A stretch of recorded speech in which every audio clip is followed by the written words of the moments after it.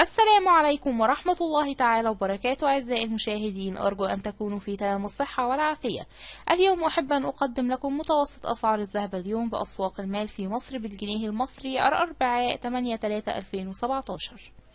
سعر الذهب عيار 24 680 جنيه، عيار 22 623 جنيه و34 قرش، عيار 21 595 جنيه و2 قرش، عيار 18 510 جنيه و1 قرش، عيار 14 396 جنيه 67 قرش، عيار 12 340 جنيه، عيار 9 255 جنيه. أوقية الذهب 21,148 جنيه، جنيه الذهب 4,760 جنيه، كيلو الذهب 680,003 جنيه.